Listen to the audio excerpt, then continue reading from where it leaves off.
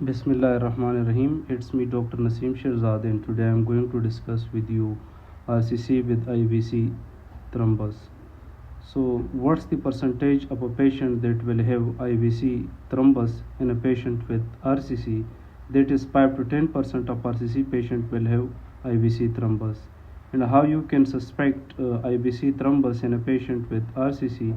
That can be clinically diagnosed by lower limb edema, caput medusa, and the isolated right-sided varicocele, non-reducible left-sided varicocele, and maybe the patient will having proteinuria that is maximum 2 plus and the right atrium mass, and maybe the patient will be having non-functioning FC lateral kidney.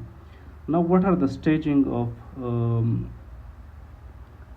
IVC thrombus? That's classification is called Mayo classification, and it's include 0. 0 means the tumor which is the thrombus which is limited up to the renal vein, that is called 0. And then level 1 extending from the ostium of the renal vein 2 centimeter above, like this level, this is called level 1. And when it extends up to the lower aspect of the liver, up to the liver, this is stage 2. When it extends up to the lower level of the liver, that is called level 2.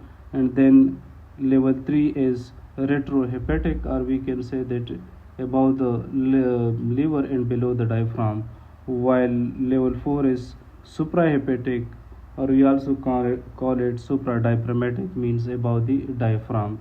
So this was the staging level, and that's leveling or grading is called Mayo classification. Now, what are the modality that can be used to investigate a patient for IVC thrombus?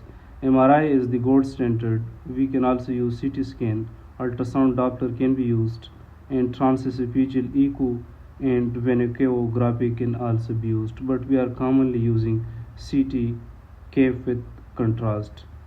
Then how will you differentiate between tumor thrombi and blunt thrombus?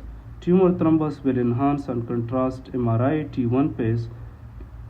Also it enhance and contrast CT CAF, but blunt will not enhance on CT or MRI. Right? Now another question, that how preoperative angioembolization in case of RCC with IVC thrombus can help. Renal artery embolization is thought to be helpful in reducing the blood loss from tortuous collateral feeding vessels with advent of new vessel sealing and cautery device, and this will help in reducing the blood supply, the reducing the thrombus size, shrinking the tumor, and this will also help you in early ligation of renal vein as a feasible intraoperative before typing artery vein can be ligated first. Now coming to the sequential clamping and the treatment option for all these level. For stage 1, when it is limited to the renal vein, we can straightforward go for radical nephrectomy. And for stage 1 level, or level 1, means within 2 centimeter of the renal ostium, the management is that IVC milking can be done by partial IVC occlusion. Partial IVC occlusion means if this is IVC, we can apply occlude around 50% of the IVC with Satansky clamp. So use Satansky clamp on IVC, and around 50% of the occlude 50% of the IVC. So this is for level 1, and perform ostial cavotomy and remove the thrombus. Now coming for the stage 2, which is infrahepatic or below the hepatic vein. In this we will be going for sequential clamping of the distal IVC, contralateral renal vein, and proximal IVC or sepal IVC, and any lumbar vein occlusion. So by this means we are completely perform complete IVC mobilization and control, and then we will go for infrahepatic cavotomy. We will discuss the sequential clamping, that how to apply and which one to remove first. Now coming to the stage 3, in that the one which involving the intrahepatic portion of the IVC, but that is below the diaphragm, means between hepatic vein and diaphragm. So in this case, liver mobilization and exposure of the intrahepatic IVC may need to do Prangal maneuver. Prangal maneuvers mean that is a temporary occlusion of the portal triad. In this we performing a complete occlusion, and then we will go for suprahepatic IVC clamping, intrahepatic cavotomy performed and then removed. Stage 4 is a complicated phenomena, and here the supradiaphragmatic means above the diaphragm. The deep hypothermic arrest is done, intrahepatic cavotomy and right arteriotomy performed.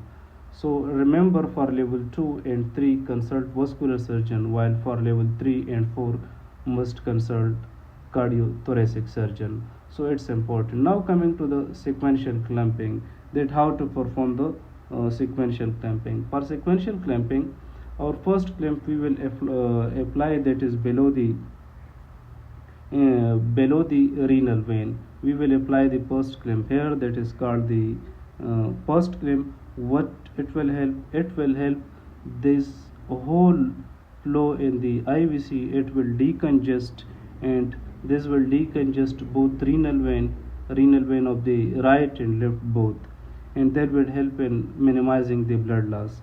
The second clamp is applied on the contralateral vein. We will apply the second at the contralateral vein, right? And what will it help? It will help in preventing any blood loss from this renal vein and prevent tumor cell thrombi to enter the contralateral renal system. And we will apply the third clamp, that is above the renal vein. We will apply here at this position, that is called the third clamp. And what it will help? It is the applied last, so that IVC and contralateral vein are maximally decongested. If applied earlier, cause turbulence of blood flow and thus increased chance of tumor thromboli. So this is the various methodology to apply the sequential. So first below the renal vein, the second to the contralateral renal vein, and the third above the renal vein. Now how to declamp one by one? Then now the lowermost clamp is opened first to see the status of repair. We will remove this first, so the flow will start continuous, and this will tell us the repair which we have done. And much of the time we are performing this repair with 30 or 40 Frolin, right? If leak is there, the lowermost clamp can be reapplied and repair done. If we removed this one and there is any leak from this, then we can apply again it, and we will repair that opening. Then the superior clamp is open, and anesthesiast asked to keep the positive pressure so that the back bleeding is there.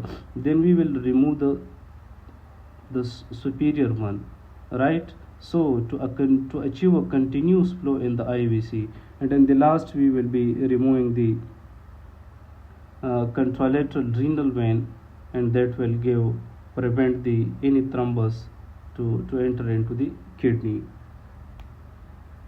So for lower and upper we are actually using Sikatensky clamp, while for contralateral vein we are using the bulldog. Now the question is that what will you do if the canal wall invasion is there? So we will resect or excise that portion of IVC, and if it is less than 50%, we can excise and incise that portion. But if it is more than 50%, then it will be giving us the problem, and that can be done by ligation and resection of the IVC above the level of renal hilum,